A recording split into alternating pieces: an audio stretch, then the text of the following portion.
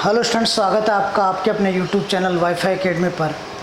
अभी हमने पिछले टॉपिक के अंदर पढ़ा था कि R=2f रेडियस ऑफ कर्वेचर जो होती है वो फोकल लेंथ की डबल होती है। अब हम पढ़ेंगे आज इसके अंदर ही image formation spherical mirror. Spherical mirror के अंदर जब इमेज फॉर्मेशन कॉनकेव और कॉन्वेक्स के अंदर इमेज फॉर्मेशन बनाते हैं, उससे पहले कुछ उसके रूल्स है कि कौन सी रेज कहाँ से आती है, तो आफ्टर रिफ्लेक्शन वो कहाँ से पास होती है। तो पहले देखिए, सबसे पहला बात करते हैं अपन, अगर कोई भी इमेज प्रिंसिपल एक्सिस के पैरेलल आती है, ray parallel to principal axis,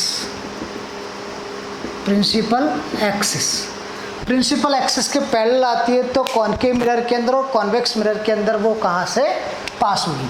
तो देखिए, कॉनकेव और कॉन्वेक्स दोनों का लेकर समझेंगे अपन। ये हमने कॉनकेव ले लिया और ये हमने कॉन्वेक्स ले लिया। दोनों के अंदर हमने प्रिंसिपल एक्सिस बना दी, इसके अंदर भी प्रिंसिपल एक्सिस बना दी। इसका मिड पॉइंट हो गया रेडियस ऑफ कर्वेचर, ये हो गया फोकस। इसका मिड पॉइंट हो गया रेडियस ऑफ कर्वेचर, इसका मिड पॉइंट हो गया फोकस।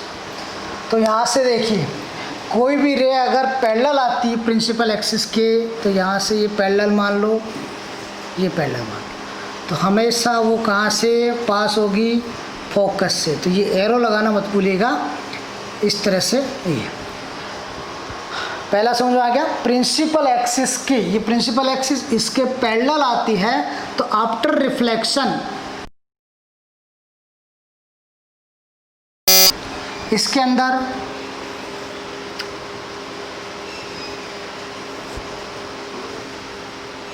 अगर प्रिंसिपल एक्सिस से जा रही है तो वो बाद में फोकस पर जाए। देखो, दोनों के अंदर डिफरेंट हुआ था। डिफरेंट का रीज़न ये है, कॉनकेव मिरर जो है वो आफ्टर रिफ्लेक्शन इमेज को क्या करता है, कन्वर्ज कर देता है, जबकि कॉन्वेक्स क्या करता है, उसको डाइवर्ज करता है।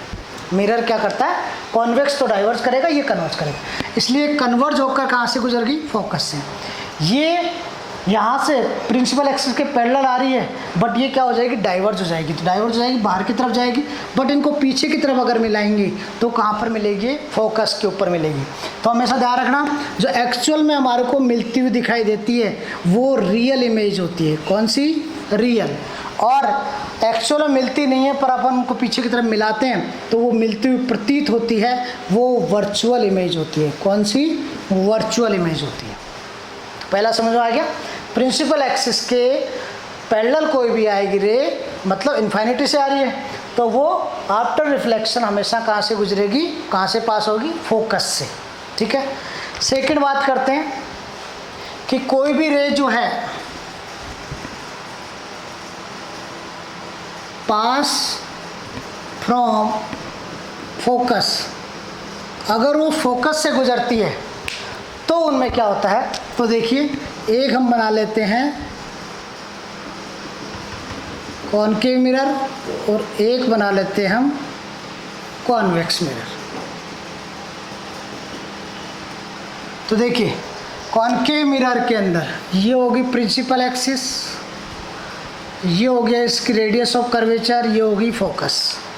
ऐसे इसकी बात करें, इसकी ये रेडियस ऑफ कर्वेचर होगी, ये हो गया फोकस। मिड पॉइंट को फोकस मान लेते हैं। इसके बाद देखो, अगर कोई रेज फोकस से जाती है तो आफ्टर रिफ्लेक्शन वो क्या हो जाएगी, प्रिंसिपल एक्सिस के पैरेलल चली जाएगी।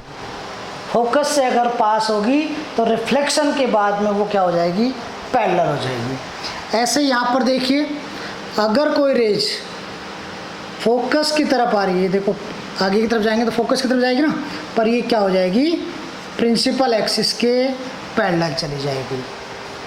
तो दोनों में, कॉनकेव मिरर के अंदर अगर प्रिंसिपल एक्सिस से आ रही है तो वो पैरेलल चली जाएगी, और इसके अंदर फोकस की तरफ आ रही है, मतलब फोकस से पास हो रही है, तो वो क्या चली जाएगी, प्रिंसिपल एक्सिस के पैरेलल। दोनों के अंदर सेम है, कोई डिफरेंट नहीं है। बस ये ध्यान रखना, ये कन्वर्ज करता है और ये डाइवर्ज करता है। थर्ड पॉइंट की बात करते हैं हम कि अगर कोई रे सेंटर ऑफ कर्वेचर पे जाती है। तो थर्ड है rays pass from centre of curvature, centre of curvature से पास हो रही है तो उसके अंदर क्या होगा। तो देखिए एक हम बनाते हैं कॉनकेव मिरर और दूसरा हमने बना लिया कॉन्वेक्स मिरर। ये इसके अंदर क्या होगी, प्रिंसिपल एक्सिस आर, इसको एफ, ये इसके अंदर क्या होगी, प्रिंसिपल एक्सिस एफ और आर, और ये पॉइंट हो गया पोल। तो देखिए कोई भी रे, ये सेंटर ऑफ कर्वेचर हो गया ना, सेंटर ऑफ कर्वेचर, इसके अंदर भी सेंटर ऑफ कर्वेचर था। Centre of curvature it means कोई रे अगर सेंटर ऑफ कर्वेचर से पास हो रही है, इट मीन्स वो आफ्टर रिफ्लेक्शन वापस क्या होगी, उसी डायरेक्शन के अंदर 180 डिग्री पर उसी डायरेक्शन के अंदर वापस क्या हो जाएगी, रिफ्लेक्ट हो जाएगी। तो यहाँ पर भी देखिए अगर कोई रे जा रही है ऐसे, सॉरी सेंटर ऑफ कर्वेचर पे जा रही है, इसको आप पीछे की तरफ मिलाओ तो कहाँ मिलती हुई देखिए सेंटर ऑफ, तो वापस वो क्या होगी, उसी डायरेक्शन के अंदर वापस रिफ्लेक्ट हो जाएगी। क्योंकि मिरर है, मिरर में उधर तो जाएगी नहीं इमेज, पर हमको ऐसे पता है कि किसकी सीध में जा रही है, सेंटर ऑफ कर्वेचर की सीध में जा रही है, इसलिए वो वापस क्या हो जाएगी, उसी डायरेक्शन के अंदर रिफ्लेक्ट हो जाएगी। दोनों के अंदर ऐसा है, इसमें भी अगर सेंटर ऑफ कर्वेचर से पास हो रही है तो आफ्टर रिफ्लेक्शन वो सेंटर ऑफ कर्वेचर की तरफ ही वापस जाएगी। फोर्थ आता है कि कोई भी रे अगर पास फ्रॉम पोल, पोल से अगर वो पास होती है, रेज पास फ्रॉम पोल, पोल से पास होती है तो उसके अंदर कौन सी कंडीशंस आती है,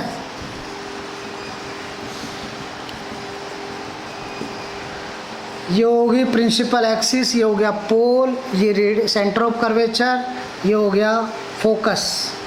ऐसे हमने क्या बना दिया, कॉन्वेक्स मिरर बना दिया, इसके अंदर ये सेंटर ऑफ कर्वेचर, ये हो गया फोकस। इसके अंदर देखिए अभी हमने बताया था कि पोल से अगर वो पास होगी तो पोल से देखो, पोल से अगर पास होती है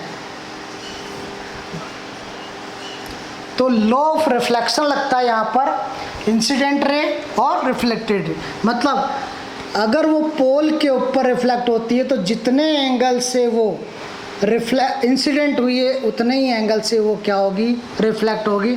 it means angle I is equal to angle are.